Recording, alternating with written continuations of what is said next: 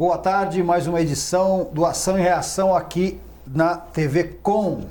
Hoje, eu não posso me confundir, hoje é quinta-feira, vocês que estão aí assistindo, não estou na quarta, estou na quinta e vou acompanhar com vocês a quinta-feira agora em fevereiro, todo mês de fevereiro. Bom, o Ação e Reação vai ao vivo agora, às 11 horas tem uma reprise, às 1 hora da manhã tem uma outra reprise, sábado às 21 horas e às 1 da manhã também uma reprise e vai pela TV Guarujá. Tem o aplicativo TV Complay, está no Facebook, enfim, em todas as possíveis plataformas hoje que o espectador, né, o web espectador, o telespectador pode assistir o programa. Bom, hoje estou aqui com um amigo, também tem cadeira quase que cativa aqui, o Heraldo, que é advogado, é jornalista, a gente vai comentar algumas situações aí do nosso dia a dia, da nossa cidade, do nosso país. Nós vamos chegar até na Rússia hoje. Opa. E você fique ligado aí.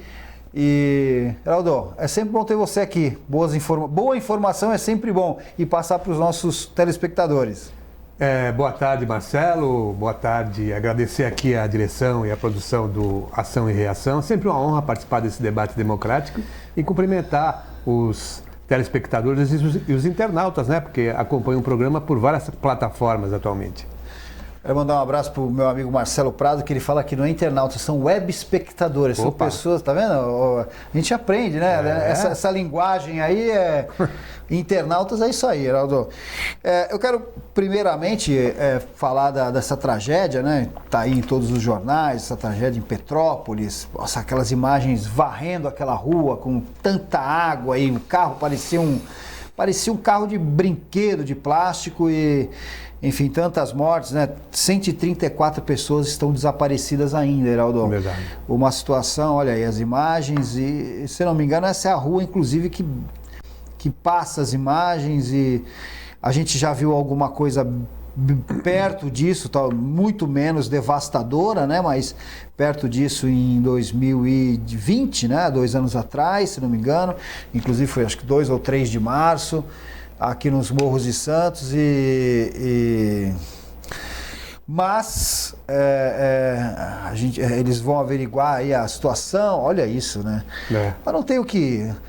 Realmente a natureza, ela vem e pede, né, o espaço que às vezes alguém tirou, claro. colocou uma casa em cima de um canteiro, ou de uma valeta, ou de um canal, né, Heraldo? Exatamente, porque Petrópolis, né, pela sua configuração geográfica, é uma serra, né? Ali a gente vê moradias, ocupações, algumas até de alto luxo, em locais que jamais poderiam estar, né? Mas as autoridades vão fechando os olhos, e aí acontecem essas tragédias anunciadas, porque em 88 já teve uma situação gravíssima, não de tantas proporções como agora, mas com várias vítimas também, e há 10 anos atrás também uma outra tragédia semelhante. Quer dizer, o que se fala é que foram destinados milhões e milhões de recursos exatamente para obras de contenção e evitar, né, transferir essas pessoas que estão, principalmente os mais necessitados, que estão em locais de risco, mas o que a gente vê é que nem tudo foi feito. Então, a gente está sujeito a se deparar com essas situações. Todo verão é isso, Marcelo. A gente parece que é uma coisa já programada, né? A gente já sabe o que vai acontecer. Heraldo, tem gente que reza para chover e tem gente que reza para não chover, né? Quem mora nos morros, quem mora nessas situações que estão mais difíceis, reza para não chover, para ter uma chuva. E o governo do estado reza para chover, né? Porque senão baixa o volume lá das represas, aí chega no volume morto, porque sinceramente não viu uma mudança, uma alteração, ou alguma coisa que efetivamente garanta uma qualidade, inclusive, da água. E por falar em água, eu vou comentar uma vez tive de bicicleta, há muitos anos atrás, tive de bicicleta aquele Ipatinga, né, Pilões, ali onde tem uma captação de água da Sabesp, e tinha uma cara muito engraçado, né, porém triste, porque foi realmente quando também desbarrancou e destruiu uma sede da Sabesp que estava lá, e tinha um funcionário lá que estava lá atendendo os ciclistas, né, o pessoal que estava dando água e tal. E ele falou assim, gozado, né? Essa captação, ela fica realmente num veio, de um valezinho ali atrás da captação de água da Sabesp, fica num vale.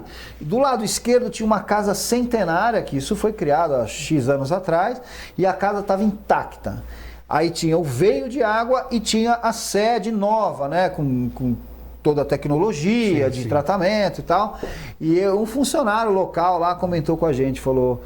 Gozado, né? Os engenheiros de 100 anos atrás, sei lá quantos anos atrás, botaram a casa justamente do lado esquerdo, porque se viesse uma tromba d'água, e rolou pedra, né, Heraldo? E se viesse uma tromba e rolasse essas pedras, não iam destruir a casa. Aí os novos engenheiros foram lá e colocaram a sede bem na linha da pedra. Então, é só para completar isso que você realmente falou. As pessoas vão morando e as administrações vão deixando sem nenhum estudo. Isso você vê Petrópolis, né? Como você falou, existem casas lá, são monumentos, né? É verdade. O Palácio Real está em Petrópolis. Mas não atinge, né? O que atinge é realmente porque quem exatamente teve essa preocupação como dessa construção lá em Ipatinga, né? Sim. Então, existe realmente um estudo. Os nossos antepassados parece que tinham uma visão de futuro muito mais apurada do que a nossa. Ou então é a coisa pensada, é aquela coisa. Talvez a tragédia para essa gente, ela resulta em recursos, em dinheiro, em manipulação de dinheiro. Parece que é isso também. E o famoso voto, né? Não, deixa eu construir lógico, lá, claro. deixa eu construir lá, amanhã eu troco o voto, traz não sei da onde. E eu vejo isso, se você der uma compactada, né? Você vê quem é que faria uma pirâmide hoje, né? Com tanta não é isso? Não, tem aí as teorias, né? Que são alienígenas, que estão... Enfim, foram homens que colocaram pedra sobre pedra lá e hoje não se faz um negócio daquele nem se quiser, né? Enfim, nós estamos regredindo, né? Nós estamos indo pelo... Ou realmente é tudo do imediatismo, né? Vamos botar essas pessoas lá que eu vou conseguir Estou generalizando, né? Vou conseguir uns votos lá porque eu vou liberar o terreno tal e tal. E aí cria essas situações. As situações dos morros não é diferente, né? Não é diferente, de Santos e situações também, quem conhece aí a ponta do Jardim São Manuel ali... enfim, aquilo subiu a maré, deu alguma coisa diferente, pode criar realmente problemas para as pessoas. E aí vai a administração e cria um espaço para aqueles um abrigo ou qualquer coisa parecida. E outra coisa, Marcelo, é algo assim, do ponto de vista de planejamento das cidades, é praticamente incompatível, porque gasta-se muito mais numa situação dessa, né, de remanejamento, de depois procura de área para alocar essas pessoas, do que num projeto habitacional para evitar exatamente essa ocupação de áreas de risco. A gente não vê isso, né? Há quantos anos a Coab aqui em Santos não assenta um tijolinho? Há quantos anos? Quase 1 milhão de dívida, vai assentar o quê? Pois é. Só se for no CUSP. E outra coisa, tem uma outra situação também, né? Não sei se você concorda comigo, mas a ponte dos Barreiros, ou ponte Tribuna, sei lá, aquela ponte, ela precisou chegar no estado de emergência. Sim. Para que o dinheiro entrasse como emergência. E aí é tudo mais, um pouco mais flexível, né? Todo esse gasto, esses orçamentos são flexíveis porque é uma emergência. Então talvez chegar na emergência é um pouco mais interessante do que fazer realmente um planejamento e pensar nas pessoas. A história do conjunto habitacional, que as pessoas saem da favela, vão para o conjunto habitacional, depois elas voltam. É lógico que voltam. Aquela favela, aquele espaço não foi congelado, não está fechado, então elas realmente voltam. Por quê? Porque também não tem condição, já estão na favela porque não tem condição. E aí vão para um local desse, é condomínio, água, é luz, é a própria mensalidade. Então assim, Não existe um planejamento, existe um vamos tocando aí e vamos dar uma casinha lá pro coitadinho que está lá não sei aonde. Exatamente. Muitas vezes essa transferência não é boa para aquele que estava ocupando uma região de favela, uma região assim periférica da cidade. Porque como você bem lembrou, ele não está acostumado a pagar água, luz, condomínio. Teve um caso recente aqui em Santos que foram transferidos para um prédio e houve aquela confusão do condomínio. O que morava no primeiro andar falava, não, eu não vou pagar condomínio porque eu não uso elevador, porque eu não subo elevador. Quer dizer, não há, né, um trabalho, né, do pessoal da assistência social e tudo para isso. Vai custar caro, né? Para aquele que não paga absolutamente nada, vai custar caro. E ele não está acostumado com isso. Exatamente. Aí ele vende e volta para a favela.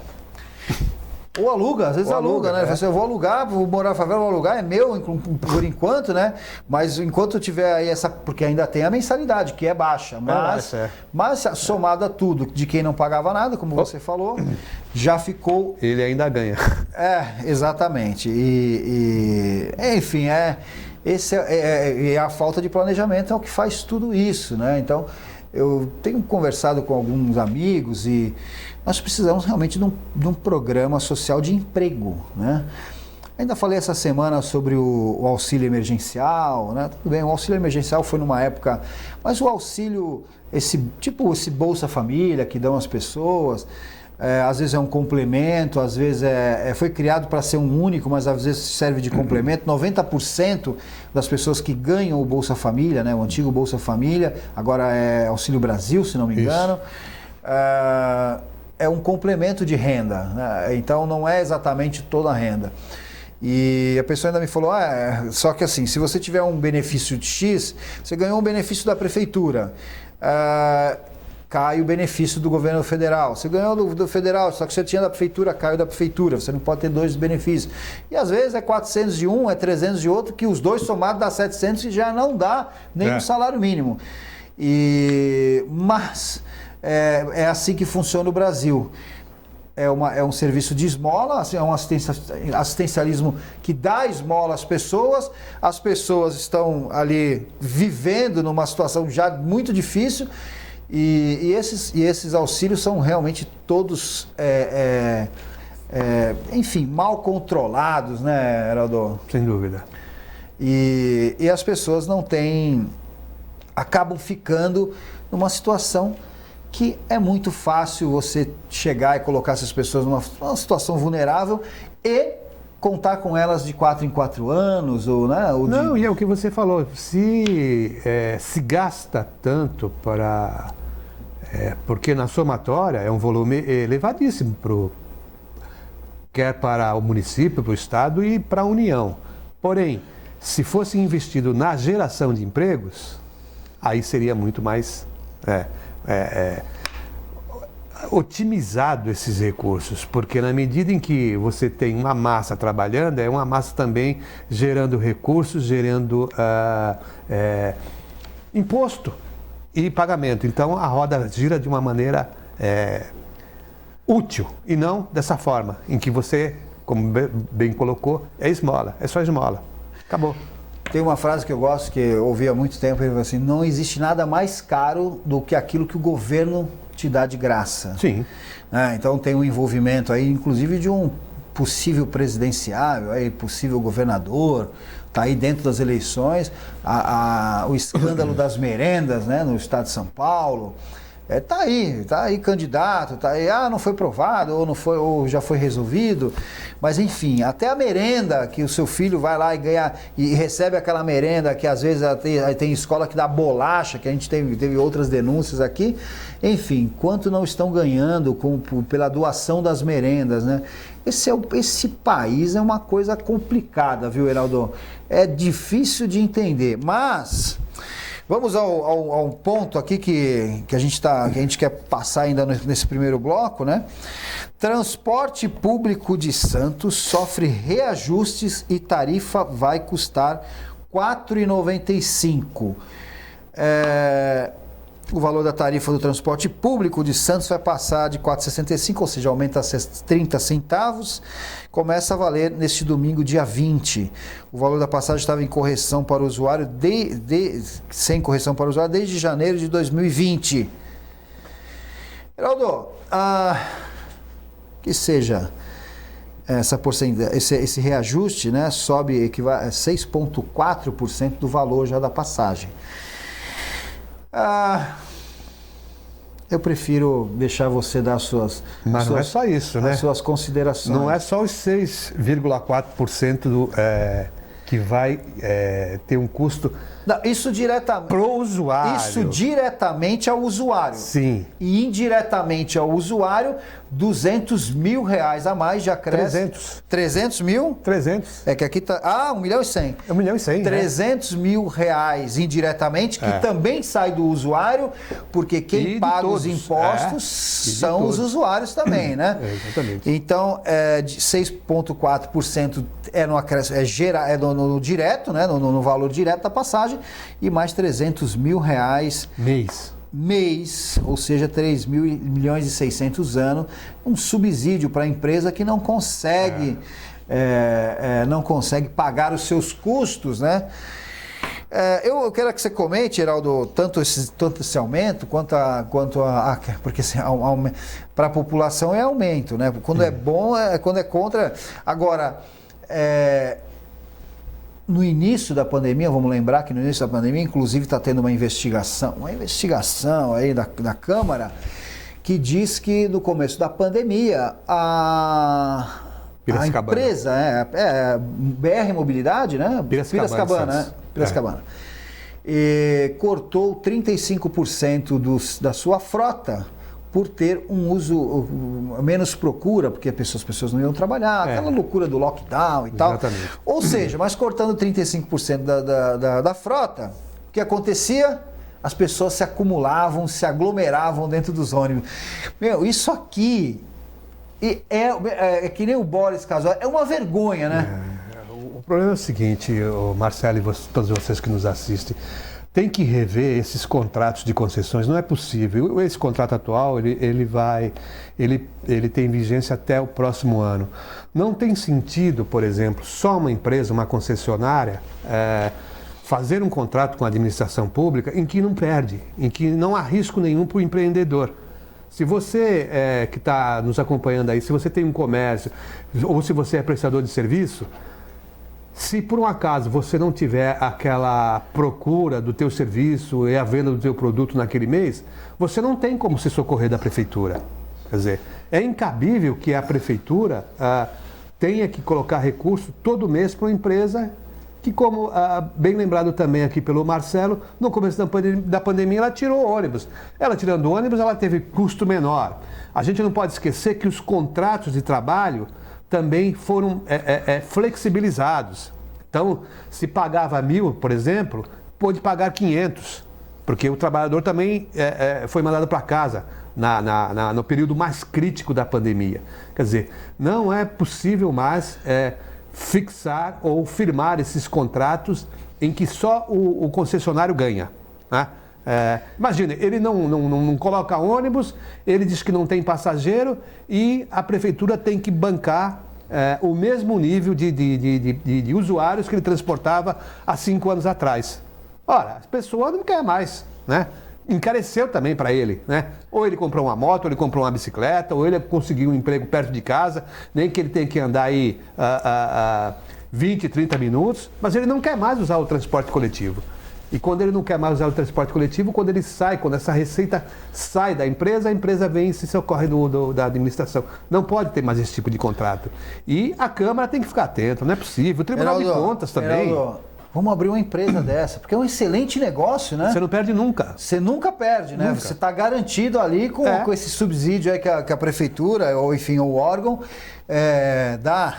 sustenta, né, essas empresas. É uma empresa que não é sustentável, ou seja, e nós estamos pagando. Ou seja, se existe um aumento, vamos fazer uma conta rápida aqui, ó. Se existe um aumento de recurso, de subsídio para a empresa, a tarifa devia baixar, né? Também. Não é isso? Claro. Se nós estamos pagando, é nós que estamos pagando, não existe dinheiro público que não saia do nosso bolso. Se nós estamos pagando esse aumento,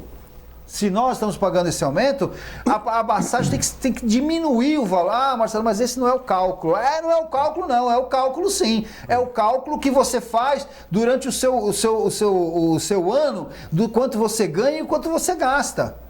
Porque 6,4%, não acompanhou a inflação. O seu salário não acompanhou a inflação. Também não, lógico. Né? Então tá tudo errado nisso daí. Tá tudo, e o povo tá aí, baixando a cabeça. Olha, Marcelo, quando houve aquela movimentação muito grande, principalmente de estudantes em 2013, pela redução da tarifa... 20 centavos! Eu não entendia muito bem, porque um dos motes das manifestações era tarifa zero. Eu falei, mano, mas não é possível. Não, mas depois eu fui analisar bem e compreendi o seguinte, teria que ser zero mesmo. Teria que ser zero por quê? Porque você já paga muitos impostos. Então, há recursos suficientes, sim, para que as administrações, as prefeituras e os governos concedam transporte coletivo gratuitamente. Não é gratuito, porque você já paga, e paga muito. Né? Nós não temos aí a travessia de ciclistas Santo Guarujá, Guarujá-Santos, gratuita. O ciclista pode entrar na balsa e não pagar nada, pode entrar na lancha, que vai aqui de Vicente de Carvalho até a alfândega ali, no centro, ele não paga nada. Então, não é que ele não paga nada, esse valor, esse custo já está incluso no imposto que você, cidadão, paga. Ao comprar um chiclete na esquina, né? Comprar o pão na padaria. Ou você acha que a empresa que faz a travessia não colocou isso dentro dos valores dos veículos? Lógico que, cara. Tá pago, viu? Tá pago. Tanto que houve uma grita geral agora e suspenderam a licitação, né? Porque falavam em aumentar em não sei quantos % aí, os prefeitos falaram, opa, pera um pouquinho, não dá. Né? Se aumentar o valor da travessia, vai causar um caos aqui na região. É o que eu digo, sempre falei aqui, a tecnologia da cobrança. Agora, o que chama a atenção... E tudo que é para nós, Geraldo, tudo que cai nas costas do trabalhador, tudo que cai nas costas do empresário... Os vereadores deveriam ficar atentos agora, a partir de agora, porque o ano que vem nós vamos ter uma nova concorrência e, olha, dificilmente não vai ser essa mesma empresa que vai ganhar, viu? Geraldo... Já dizia o ex-deputado Gastone Rigg, né? As maiores fontes de corrupção estão nas empresas de ônibus e de coleta e destinação de lixo.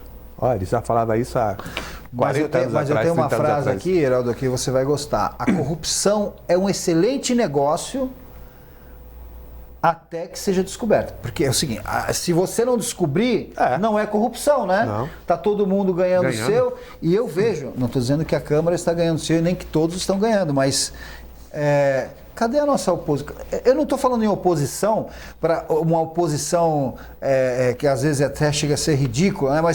Mas cadê a nossa fiscalização? O papel do vereador mesmo. Não, né? mas o papel do vereador hoje é fazer um videozinho, dizer que estava onde, dizer que estava não sei aonde, foto tinha uma tinha ali na porta da casa do eleitor dele, né? E ele pediu para a prefeitura e a prefeitura mandou lá o trabalhador capinar o mato lá. Uma vez conversei com uma pessoa, ela falou assim, mas aqui uma pessoa X me deu conseguiu uma vaga no hospital. Eu falei, vaga no hospital? Eu falei assim, não, conseguiu a vaga no hospital, ok. E aquela fila de 50 que estavam atrás do seu familiar, que estava esperando e você tirou a vaga. Quer dizer, é o Gerson, né? Você, o vereador, todo mundo é o Gerson nesse país e infelizmente estamos nessa situação por causa disso, viu? Porque ninguém fiscaliza ninguém que mantenha. Hoje existe uma rede aí paga e sustentável, né? Para não dizer que fala sustentada, pelos governos e é isso que acontece. Eu falei aqui, viu, Geraldo? As pessoas vêm aqui, falam que vão nas redes sociais e colocam lá um vídeo que tapou o buraco, mas eu duvido que tenha algum vereador que pegou o contrato daquele asfalto e foi lá e fiscalizou de fato se teve aqui alguém que falou, não, as obras são fiscalizadas. são fiscalizadas pela própria gestão. Então, é difícil. O asfalto foi pintar, passou uma tinta preta e achou que é asfalto. Mas no contrato tá lá, 12 centímetros com asfalto tal, usinagem tal, para aguentar 10 anos. Não, aqui o asfalto faz um buraco, vai aguentar 6 meses, bateu uma chuva, levantou, saiu tudo. É o casquinha de ovo, como falam, né? Mas o vereador vai lá e faz uma fotinho, tira uma fotinho, olha o buraco que eu tampei. Então é isso que, e voltando à tecnologia da cobrança, nos é cobrado impostos e taxas e eu acho que o pior do Brasil, que eu acho que é o que o brasileiro passa, né?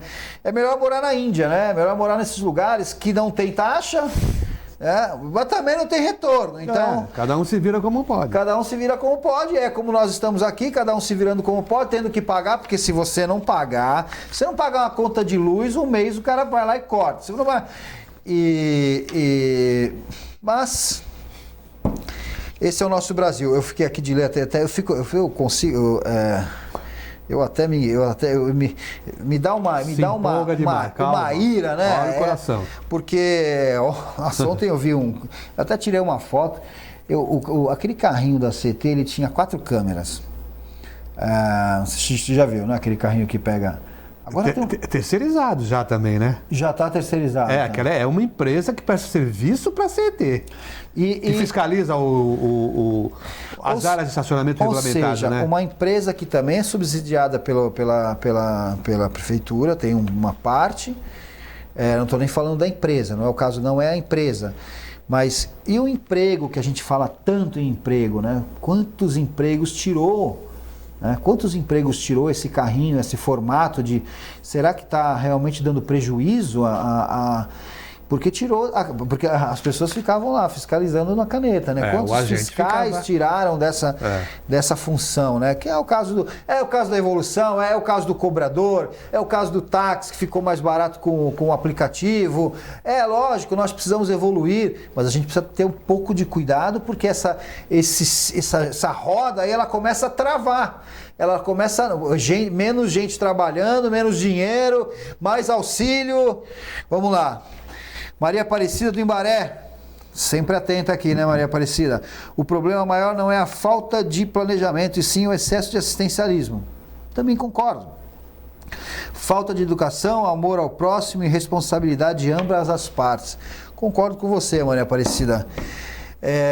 Mas, não sei se você concorda ou não, mas isso tem aí duas ou 3 décadas que já vem sendo feito. Esse Bolsa Família já veio lá do Fernando Henrique, enfim, tinha um outro nome. Bolsa Escola. Bolsa Escola, né? E eu também acredito que devia ser, isso devia passar às pessoas, mas as pessoas realmente necessitadas, bem necessitadas, e que planejasse isso e chegasse às pessoas que realmente precisam, porque, bom, nós tivemos um auxílio emergencial aí do Bolsonaro, que milhares de pessoas pegaram esse auxílio, até presidiários conseguiram fazer o cadastro e tirar. Depois muita gente teve que devolver. Mas enfim, o negócio está meio bagunçado, Heraldo. Nós tivemos até filho de vereador aqui em Santos. Não, eu não quis comentar isso, mas tiveram outros ilustres. Mas é público e notório, tá aí. Outros ilustres também buscaram esse recurso. Pegaram o dinheirinho, né? É verdade. Bom, vamos chamar um break de 2 minutos, a gente já volta. É assim mesmo, Gia,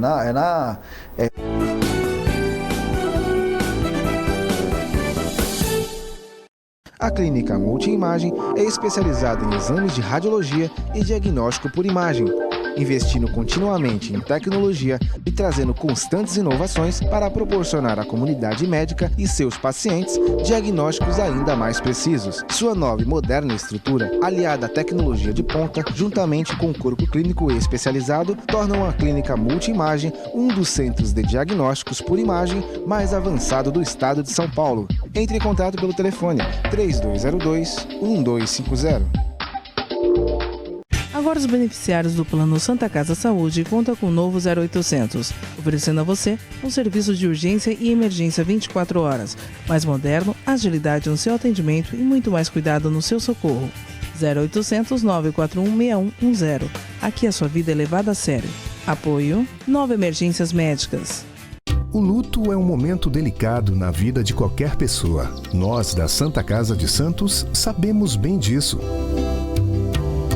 Nosso serviço de luto conta com estrutura totalmente renovada e agora mais completa do que nunca. Planos de cremação com os preços mais justos da Baixada e pagamento facilitado. Serviço de luto e cremação da Santa Casa de Santos. Cuidado, acolhimento e carinho quando você mais precisa. Pensando na facilidade e maior conforto para você, o aplicativo da TV Com oferece nossa programação ao vivo 24 horas e interação com nossas redes sociais. O app TV Com Play já está disponível no Play Store para sistema Android e no App Store para sistema iOS. TV Com, interagindo com você. Já notou como as coisas passam rápido demais? E tudo bem, afinal evoluir é viver. E viver é ter saúde para sua família e amigos. E pensando nisso, o Plano Santa Casa Saúde oferece o que há de melhor e mais moderno para curtir a sua vida. Um plano completo que pensa na prevenção, que conta com o maior e mais completo hospital da região, além de uma clínica de especialidades com ampla rede médica. Faça seu plano de vida. Faça seu Plano Santa Casa Saúde. É comum pensar em doação de sangue apenas em momentos críticos, quando a necessidade é sentida por amigos ou familiares. E se você precisasse de sangue? Uma única doação pode salvar vidas e um simples gesto pode gerar milhões de sorrisos. Então, por que não transformar esse gesto em um hábito? Porque para quem doa, são alguns minutos e para quem recebe, é uma vida inteira. Procure o Banco de Sangue da Santa Casa de Santos e seja um doador. Doe sangue, doe vida, doe amor. Apoio Biomega. Acesse o nosso site e acompanhe a nossa programação 24 horas ao vivo. Interaja com as nossas redes sociais e acompanhe as últimas notícias da nossa região e do mundo. Fique por dentro também de todos os nossos programas e conteúdos especiais. www.tvcomsantos.com. TV Com, interagindo com você. Cuidar da saúde bucal diariamente é fundamental, como a escovação, o uso de fio dental e enxaguantes bucais, mas nada substitui as visitas ao cirurgião dentista. Problemas bucais como a doença crônica gengival periodontite podem acarretar males inclusive para o coração, pulmões, entre outros mais. Não coloque a sua vida em risco, visite regularmente um profissional de sua confiança. Apoio Aesp Odonto.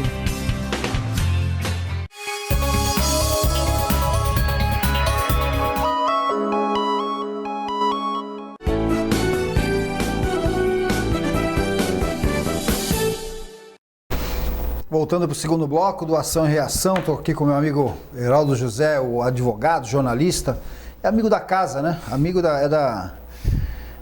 é quase um sócio aqui, tá direto aqui, o Heraldo trazendo sempre boas informações e a gente discutindo essa pauta que foi preparada pela Gi, que eu peguei ela de surpresa aqui, peguei ela no pulo e chamei o break. Heraldo, eu vou pedir para que você assista aí, é um pouco forte essa imagem, né? Heraldo que também faz criminal, né? Advogado, e é um pouco forte a imagem, a gente nem vai dar looping, né? Mas a gente vai passar uma vez só para que vocês vejam essa imagem e nós vamos comentar, olha lá, os dois bandidos estão assaltando, né? As pessoas, e alguém notou que é um assalto e, bom, fiquem bem atentos aí à imagem que só vamos passar uma vez, porque realmente é uma imagem forte. Olha lá, os vagabundos vão lá e... Enfim, tem uns que vão falar assim, não foi nada, né? Não foi nada, tem aquela brincadeira, né? Tem um meme, não né? foi nada, né? O apito se jogou. Heraldo, cada vez mais essa situação acontece, não só com o carro atropelando os bandidos, mas pessoas revidando, né? Tem várias imagens aí em redes sociais hoje. O cara vai lá, pega a arma que está dentro do carro e senta no bandido. Cada vez mais isso está acontecendo. Eu fiz aqui uma pesquisa. Em 2021 foram registradas 189 mil armas de fogo. Dado aí o incentivo também do presidente, com liberação, eram 4 armas para o CAC, que é aquele colecionador, atirador e caçador, agora não tem limite, a munição também não tem limite. Eu tenho sentido eu não sei se é um poder ou se é uma consciência de defesa, uma consciência, porque aí você vê, não tem nada a ver com ele diz a matéria, né, que é um sobrinho, mas as pessoas estão correndo atrás realmente e não estão deixando acontecer. E 189 mil armas, 2020 tivemos 177 mil, veio de 2019 com 51 mil, um aumento de 84%, foram 94 mil armas em 2019, ou seja, as pessoas estão buscando justiça com as próprias mãos, elas não estão aceitando mais tanto essa agressão, estão se protegendo. Você é a favor desse armamento? E na verdade esse armamento não é só a arma, né? Não é só a arma de fogo, é essa cena aí que vocês assistiram, esse revide, né? Tipo assim, não tô aguentando mais, o cara, eu trabalho, o cara vem, coloca uma arma na minha cabeça e leva tudo que eu conquistei nesse mês, nesse ano.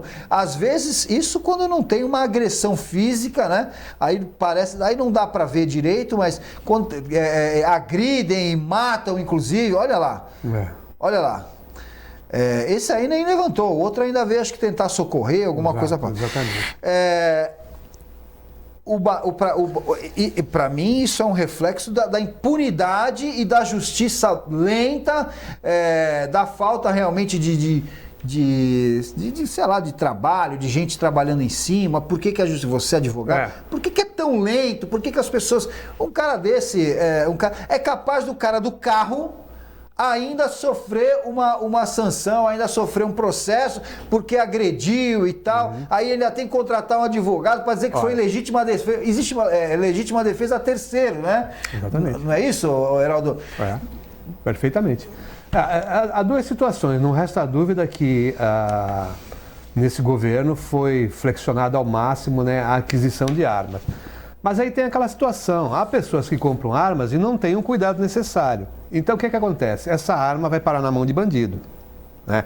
Porque ele é furtado, ele deixa sem qualquer vigilância na sua casa, às vezes no próprio veículo, né? O sujeito às vezes para o carro e não trava. Então, o ladrão vai lá, claro, facilitou, puxou lá no porta-luva, está lá a arma. Então é complicado. Eu acho que tudo bem. Você pode permitir o uso da arma, mas você tem que ser rigoroso, por exemplo, na capacitação daquele que adquiriu uma arma para poder usar ou para poder portar. Isso tem que ser, mas também é a Bangu, você compra uma testada aí em qualquer esquina hoje, né? Nesse caso específico do vídeo que você mostrou, você já antecipou. Realmente, se eu sou advogado do rapaz, legítima defesa de terceiro, porque está bem claro ali que um deles estava com uma arma, né? E se num gesto qualquer a pessoa fica assustada e tal e o cara dispara, como a gente tem visto várias vezes. Então, aquele que atropelou, que foi para cima, é legítima defesa de terceiro, sim, caracterizado, não tem como. Dificilmente algum juiz vai afastar essa alegação, né? Esse recurso previsto na própria legislação. Legítima defesa de terceiro, não resta a menor dúvida. E em outros casos a gente tem visto também situações semelhantes, né? De alguém que está assaltando e vem um veículo e vai para cima. Comum. E é tudo aquilo que você falou também. As pessoas estão esgotadas, ninguém aguenta mais, né? São tantos problemas e você se deparar muitas vezes na porta da tua casa ou o teu familiar, a mãe, a irmã, a esposa, né? Na mira da arma de um assaltante. Aí, meu amigo, eu acho que a maioria faria o que fez esse rapaz que estava dirigindo esse veículo. E, na verdade, existe uma outra situação. Essa situação ainda foi comentada disparou isso em várias redes sociais, inclusive programas de TV, eram sobrinhos, né? Então, eram sobrinhos que estavam sendo assaltados, eu acho que o tio é que atropelou. E quando você não tem a mínima relação, né, Heraldo? Quando você não tem a mínima relação com a pessoa, vocês por um acaso você está armado, ou porque você tem um porte, ou porque você é CAC, que é o colecionador, atirador e caçador. Por um acaso você está indo para o clube treinar e visualiza lá um assalto e você está com a sua arma. E é o que eu falei do carro. O cara que está com a arma dele ali, inclusive a gente precisa chamar aqui também, Gi, pode chamar também o Heraldo junto, ver se a gente traz o Cubas aqui, que também conhece bastante, mas você tem a arma, o Coronel Cubas, quero mandar um abraço lá pro clube de tiro, para todo mundo, para Meire, enfim, para Rosângela, para todo mundo. E é interessante trazer o Cubas aqui para a gente tirar aí algumas lendas, né, do CAC, que é esse colecionador, atirador e caçador. Mas e como é que você faz, né? Porque a pessoa, você tem até medo de ajudar alguém nesse país, que é o caso dele. Tira que ele é o tio dos sobrinhos ali, né? Ele foi lá e passou por cima. Ele viu o assalto, foi lá e passou por cima. Mas se você não tem relação nenhuma, você até poderia ajudar e não consegue. E você tem medo, porque mas aí vai de cada um, porque prevalece também, se agir dessa forma, prevalece também a legítima defesa de terceiro. Ainda que você não seja parente, não tenha nenhuma afinidade. Quer dizer, mas vai daquilo que você falou, né? Da percepção daquele que está vendo uma situação, né? Limite, né? Gravíssima de uma pessoa, né? Com uma arma encostada na cabeça de um assaltante, que de um momento para outro ela pode ser vítima, ela pode ser alvejada, e se você está numa situação mais confortável de avaliar a situação e agir, perfeitamente. Mas, Heraldo, veja bem, vamos aqui, eu sou o advogado do diabo, né? Do outro lado. Claro. Ali, por uma sorte, ou tinha uma câmera que filmou exatamente o momento, sim. E ele foi atropelado. Porque o advogado que vai defender aqueles que estavam assaltando vai defender o cliente dele, né?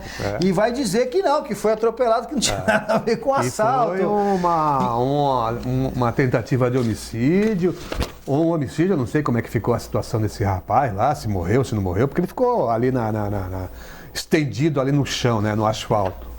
Pode ser que tenha sido socorrido posteriormente, mas digamos que, numa hipótese que morreu, né? Esse outro, o defensor da família, essa coisa, vai alegar que você cometeu um homicídio. Cometeu um homicídio, né?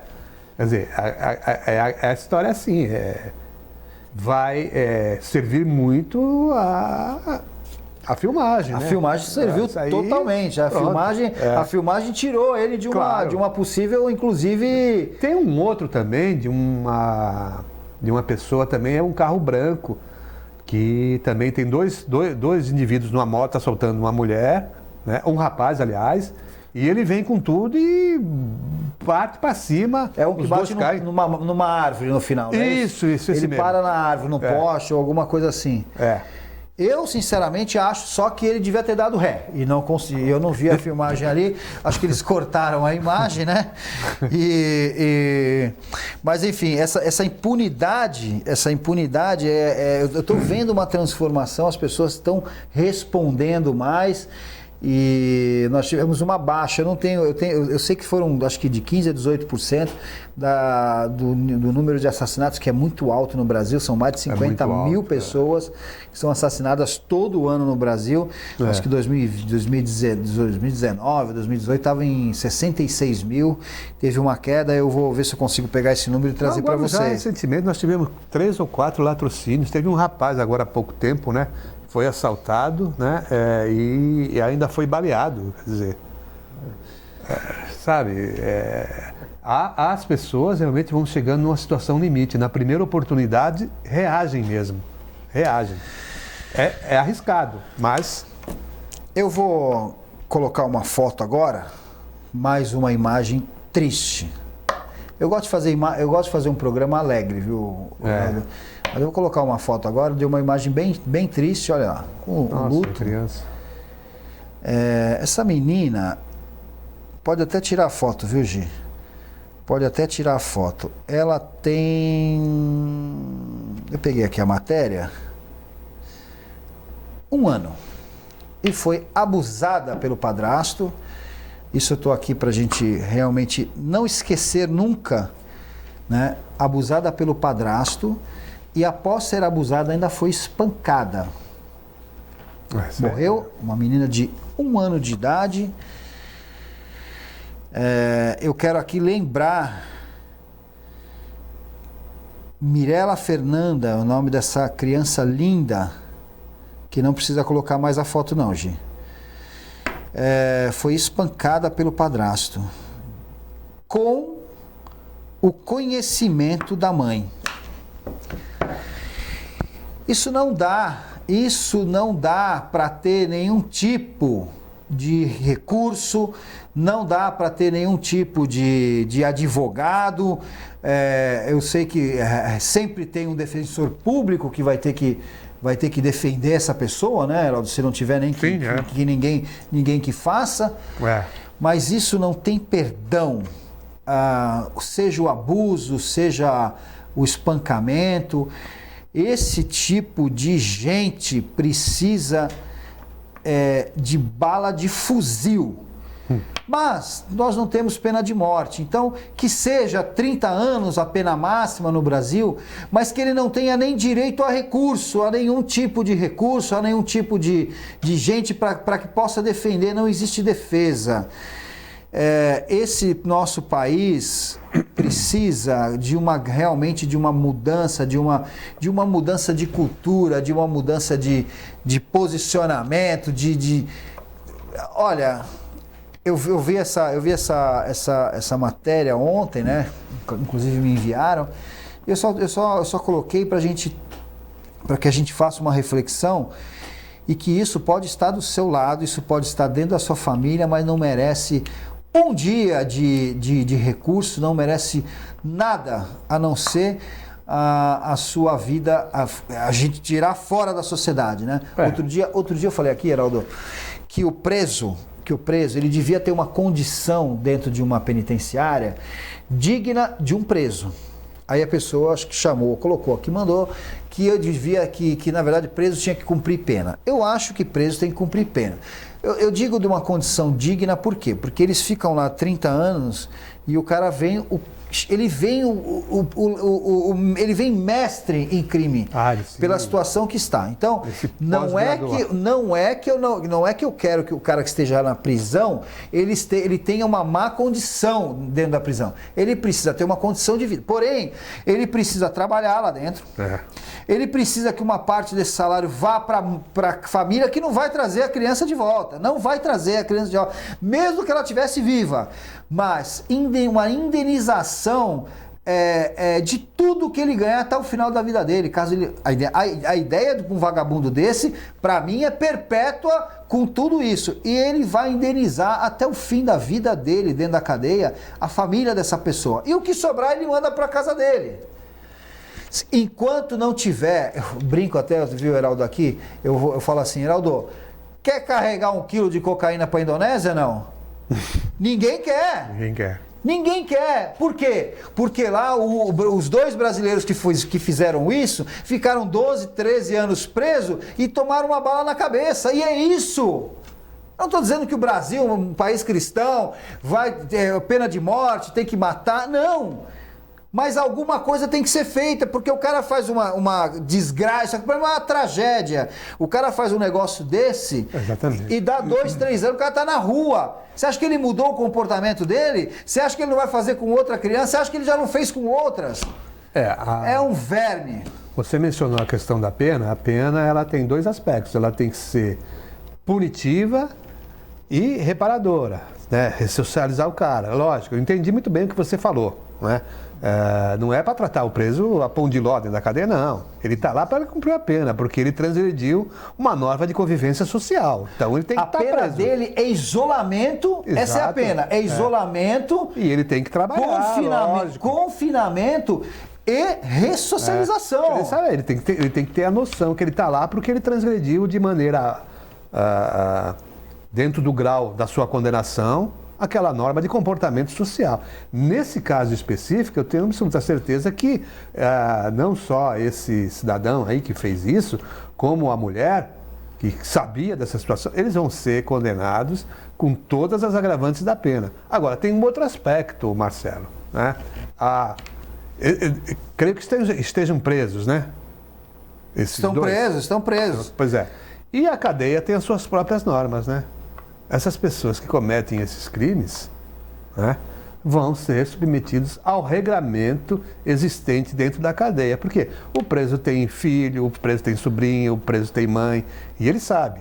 Os crimes de agressão sexual são os mais graves. E lá dentro eles vão padecer também. Eu tenho absoluta certeza disso. Não vão padecer, porque eu vou te falar uma coisa. Eles têm uma prisão separada hoje. É difícil, até ele ir para o chamado seguro. Não, eles têm hoje uma prisão separada. Os crimes são destinados, são penitenciárias que são só para isso. Mas nem todas, né? A gente vive um problema sério de unidades prisionais aqui. Eu acredito que eles vão ficar, no primeiro momento, numa prisão comum, junto com os outros presos. O que acontece é o quê?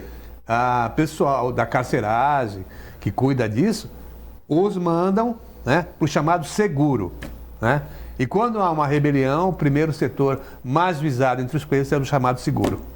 Os cadeados são arrancados em primeiro lugar lá, para o acerto de contas. Bom, que ele tem um acerto de conta com Deus, né? Porque... Ou com o capeta, né? Eu não quis dizer isso aqui, mas é isso aí. Mas é isso aí, viu, Heraldo? É isso aí. Bom, vamos falar um pouco de um tema aqui da... Saliva achada em cerveja torna réu homem suspeito de participar de mega assalto à agência da Caixa. Eu tô gostando dessa. Ou seja, foi pego pelo DNA. Um homem de 50 anos virou réu no processo que trata do mega assalto à agência central da Caixa Econômica em Santos, no litoral de São Paulo, que aconteceu em dezembro de 2017. Amanhã, 5 anos. Vai fazer 5 anos, né? 4 anos. Foram roubadas joias penhoradas, dinheiro, armas e munições. O acusado identificado, graças ao exame de DNA de Saliva, encontrado em uma lata de cerveja achada na agência após o crime. Olha aí, o ladrão ainda estava tomando uma cervejinha, estava roubando, estava... Eles ficaram muito tempo nessa agência. Era aquela agência ali na rua General Câmara. Foi desativada já, passou agora ali para São Francisco, né?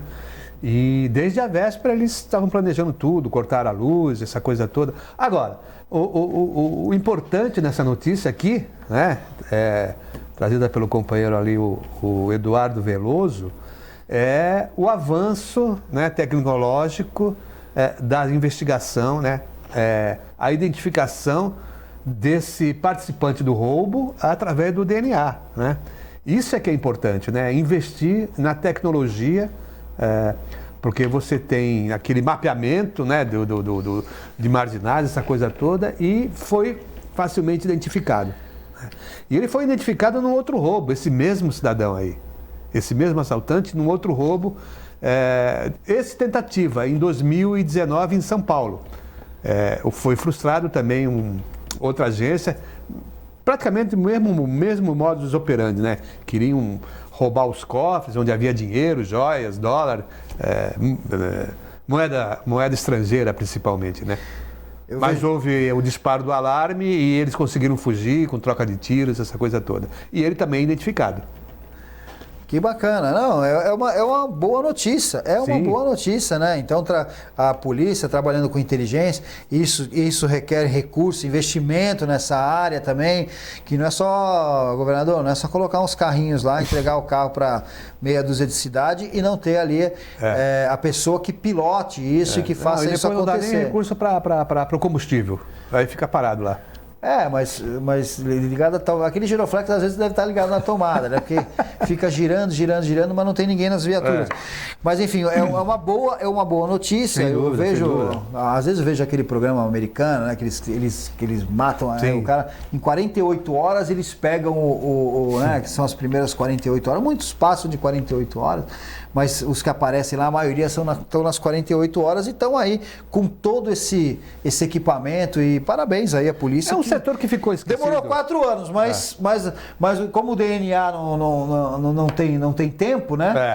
Foi coletado na época e agora eles descobriram. Um dia a gente vai chegar nas 48 horas, né? Sim. Não, esse setor de criminalística foi muito abandonado pelos governos e agora está se revertendo a situação. Estão investindo muito em tecnologia, isso é importante, né? Você vê que tem aquela situação da identificação por foto, né? Em aeroporto, rodoviárias, enfim.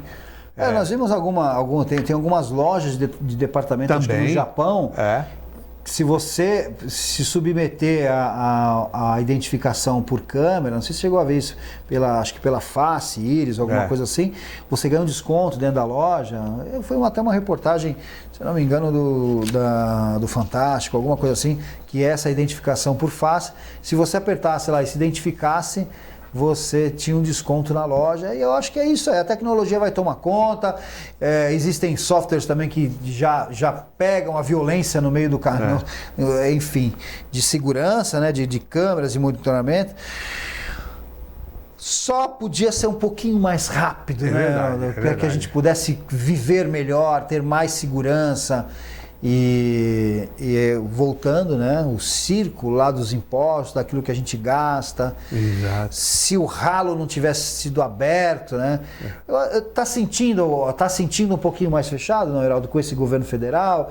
A gente vê aí lucros no Porto de Santos, você vê lucros nessas estatais que eram grandes prejuízos. Você vê uma melhora? Parece que sim, né? Parece que sim. Estão fechando o ralo, como você falou. Estão fechando o ralo. Isso é importante. Tem que acontecer mesmo. Tem que acontecer. Porque não é. A gente falou aqui desde o início, né? Do problema da enchente, do problema do transporte. Tudo isso, se houvesse, né? Se não houvesse tanto desvio ou tanta fuga pelos ralos, a gente teria uma condição de vida bem melhor. Heraldo, nós estamos já quase encerrando o programa, está no finalzinho.